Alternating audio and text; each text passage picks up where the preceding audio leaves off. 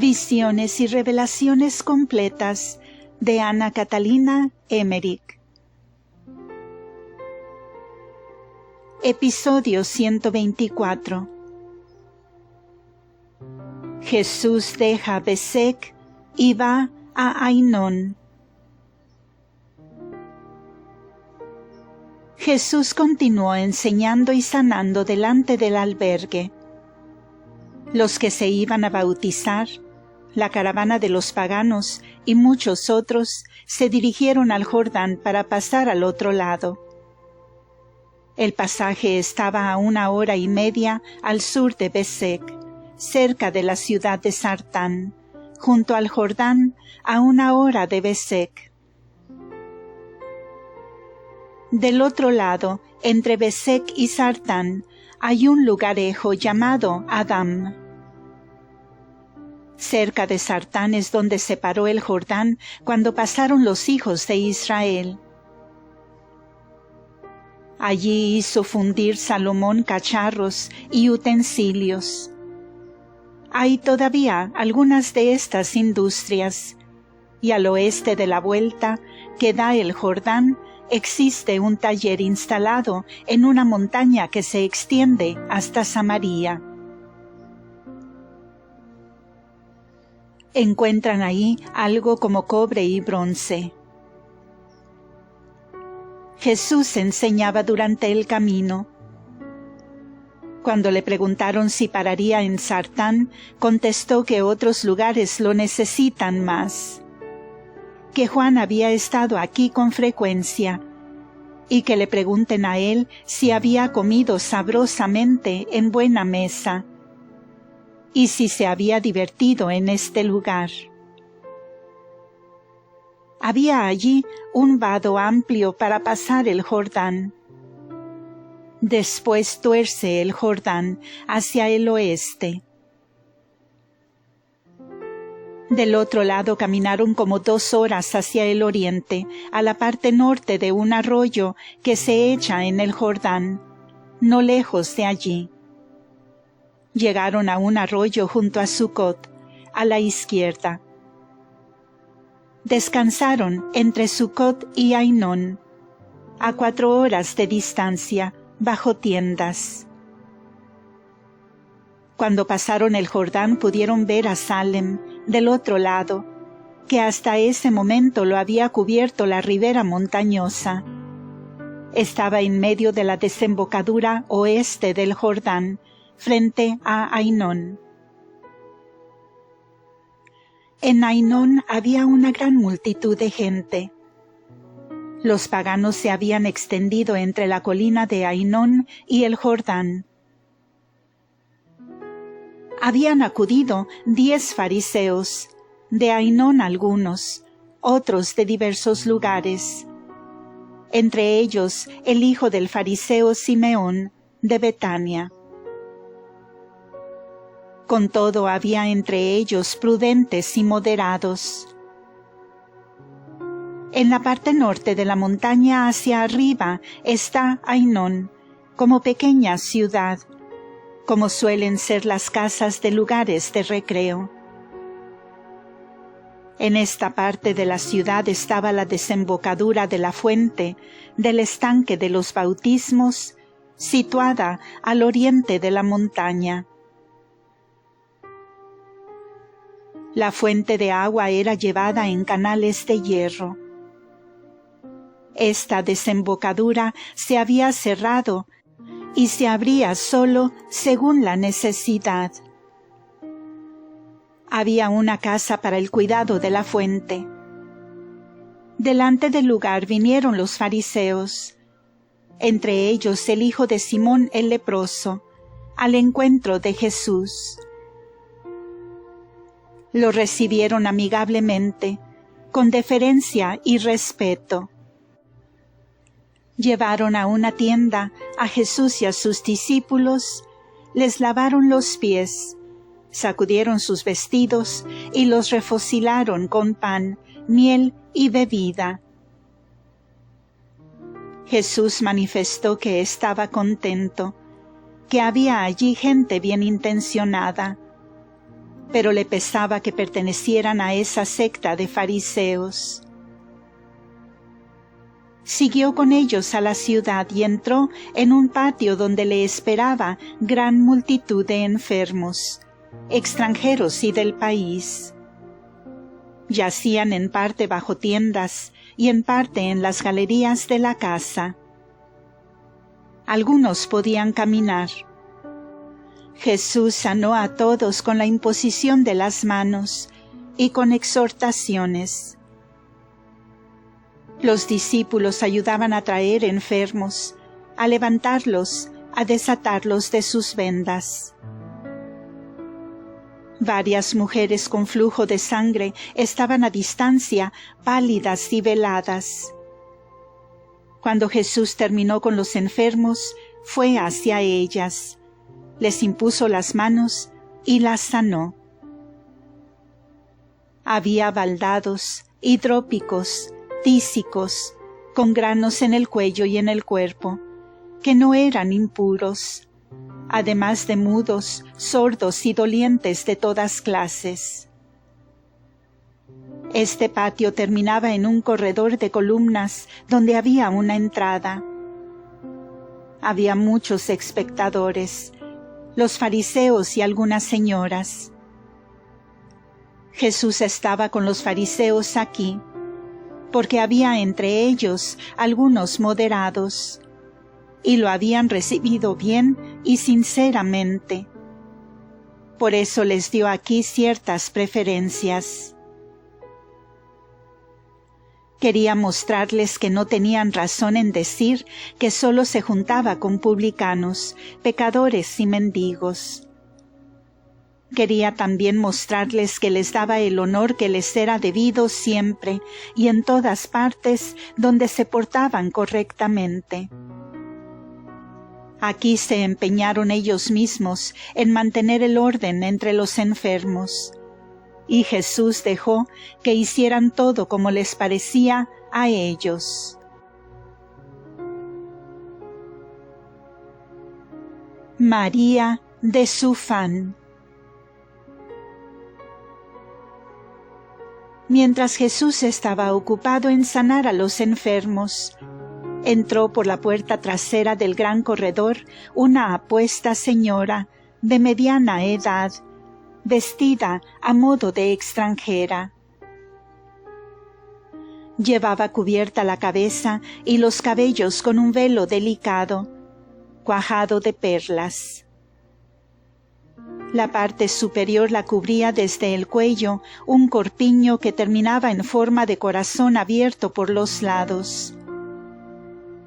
Este corpiño estaba sobrepuesto como en un escapulario, ajustado al cuerpo y cerrado con preciosas correas y adornos de perlas en el cuello y el pecho. De allí caían 2 sacos plegados hasta los pies, el uno más corto que el otro, ambos de lana blanca, con adornos de hermosas flores. Las mangas eran anchas y en el hombro traía prendido un manto corto que caía sobre ambos brazos. Cubríase todo con un manto largo de lana blanca. Se acercó muy triste y angustiada, llena de confusión y de pesar. Su rostro delgado indicaba llanto y su mirada era extraviada. Quería llegar hasta Jesús y no podía por la multitud. Los atareados fariseos le salieron al encuentro y ella les dijo: «Llevadme hasta el profeta, para que me perdone mis pecados y me sane». Los fariseos contestaron: «Mujer, vete a casa, ¿qué quieres aquí? Él no querrá hablar contigo. ¿Cómo podrá Él perdonar tus pecados? Él no querrá tratar contigo, eres una adúltera». Cuando la mujer oyó esto, palideció, se entristeció en extremo, se echó en tierra, rasgó su manto de arriba a abajo, Se quitó violentamente su velo y gritó: «¡Ah, entonces estoy perdida! Ahora vuelven a posesionarse de mí. Me desgarran. Allí están ellos». Y nombró a 5 diablos que entraron en ella: el diablo de su marido y los de 4 otros amantes. Era un espectáculo espantoso. Unas mujeres que estaban allí la levantaron y llevaron a la desolada mujer a su casa. Jesús, que sabía todo esto, no quiso, sin embargo, avergonzar aquí a los fariseos. Dejó que hicieran según querían y continuó su enseñanza y sus curaciones con los demás. Su hora aún no había llegado. Se dirigió con sus discípulos, acompañado del pueblo a través de la ciudad, subiendo luego a la altura al lugar de enseñanza de Juan, en la colina rodeada de casitas y vallados, a cuyo lado estaba situado el castillo medio derruido que había habitado Herodes cuando la predicación de Juan.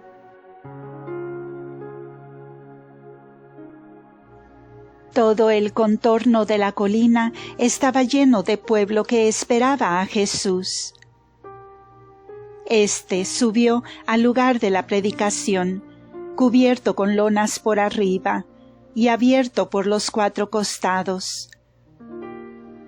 Tuvo lugar una gran predicación. Jesús habló de la gran misericordia de Dios con su pueblo, en especial, y con todos, y repasó los textos de los profetas, mostrando la providencia de Dios y demostrando que todo se cumplía ahora, en este tiempo y momento. Con todo, no dijo tan claramente que Él era el Mesías, como en Besek. Habló también de Juan, de sus trabajos y de su prisión. Las muchedumbres eran llevadas y alejadas de allí, por turno, para oírle. Jesús preguntó a algunos grupos por qué querían ser bautizados, por qué habían esperado hasta ahora, qué entendían por el bautismo. Los dividió en clases que debían bautizarse primero y luego los que debían esperar hasta después de recibir mayor instrucción. Recuerdo la contestación de un grupo a la pregunta de por qué habían esperado hasta ahora.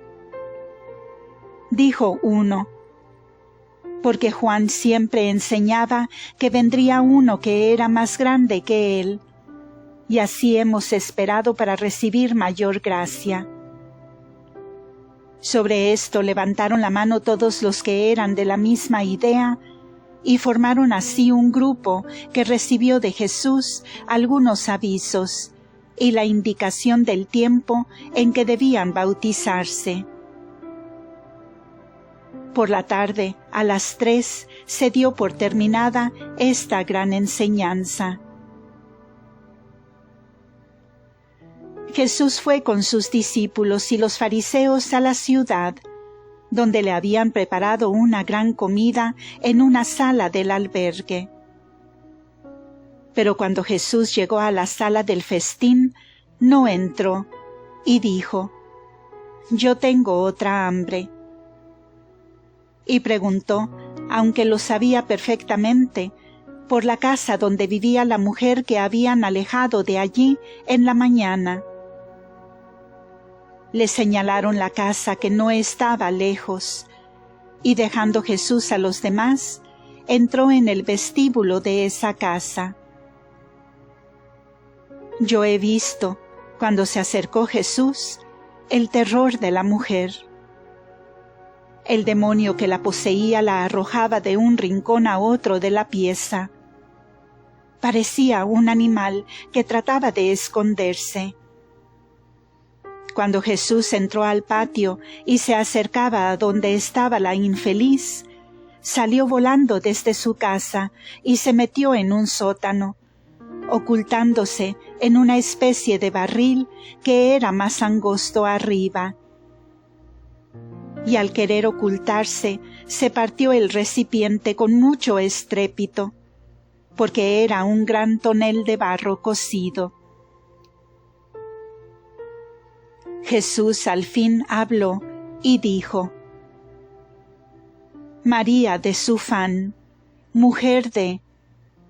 Aquí pronunció el nombre del marido que yo he olvidado. Yo te mando en nombre de Dios que vengas junto a mí. Vino entonces la mujer, toda envuelta desde la cabeza a los pies, como si el diablo la forzase a envolverse en su propio manto, como un perro que se acerca esperando ser apaleado. Acercóse a Jesús arrastrándose sobre manos y pies. Jesús le dijo: Ponte de pie. Se levantó enseguida, pero apretó su velo sobre la cabeza y el cuello tan estrechamente como si intentase estrangularse. Díjole entonces el Señor: Descubre tu rostro. Ella levantó el velo. Tenía los ojos bajos y extraviados, como si la forzase el diablo a apartarlos de Jesús. Jesús acercó su rostro al de ella y dijo: Mírame. Y ella lo hizo así. Jesús sopló sobre ella y un denso vapor salió de la infeliz a todos lados. Ella cayó de rodillas ante Jesús. Las criadas habían acudido por el ruido del recipiente hecho pedazos y estaban ahora a cierta distancia mirando la escena. Jesús les mandó llevar a la mujer a su casa en una camilla y la siguió con sus discípulos.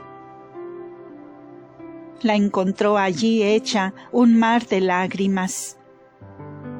Jesús se acercó a ella, le puso las manos sobre la cabeza y le dijo: Tus pecados te son perdonados. Ella lloraba a mares y se puso de pie. Luego vinieron sus 3 hijos a la pieza, un niño de 12 años y 2 niñas de 9 y de 7 años. Estas tenían un vestido amarillo con adornos y mangas cortas. Jesús se dirigió a los niños, les habló cariñosamente, les preguntó y les enseñó. La madre dijo: Dad gracias al profeta, él me ha curado. Entonces se echaron los niños en tierra delante de Jesús. Jesús los bendijo y según su edad llevó a cada uno de ellos junto a su madre y puso las manos de los niños en las de su madre. Y me pareció que con eso quitaba de ellos un baldón, y que ahora eran niños legítimos, pues eran hijos tenidos en su extravío. Jesús consoló a la mujer, diciéndole que podía todavía reconciliarse con su marido, y la exhortó a perseverar en la penitencia y en el arrepentimiento, y a vivir ordenadamente. Después se fue con sus discípulos a la cena con los fariseos. Esta mujer era de Sufán, de la tierra de Moab, y era descendiente de Orfa, viuda de Shelhón, nuera de Noemí, la que por consejo de Noemí no fue a Belén para acompañar a Noemí como Ruth, la otra viuda de su hijo Maalón. Orfa, viuda de Shelhón, hijo de Elimelec, de Belén, casó de nuevo en Moab, y de esta familia era María de Sufán. Era la mujer de un judío y era rica, pero adúltera. Y los 3 hijos que tenía no eran de su marido. Su marido la había repudiado, conservando sus hijos legítimos. Ella vivía en su casa propia, en Ainón. Estaba desde hacía tiempo llena de arrepentimiento y de dolor. Se portaba bien, y algunas mujeres buenas de Ainón se llevaban muy bien con ella. La enseñanza de Juan Bautista y sus reproches a Herodes por su adulterio la habían confirmado en sus buenos propósitos. Estaba a menudo poseída por 5 demonios que se habían presentado súbitamente cuando la última vez había ido al patio donde Jesús sanaba, y cuando los fariseos la desecharon, colocándola esa vez al borde de la desesperación. Por su descendencia de Orfa, cuñada de Ruth, tenía esta mujer vínculo con la ascendencia de Jesús, desde David. Me fue mostrado cómo este brazo desviado del río de la descendencia, enturbiado por la culpa, era ahora purificado, y entraba por esa purificación, por medio de Jesús, en la Iglesia. Fin de este episodio. Continuará.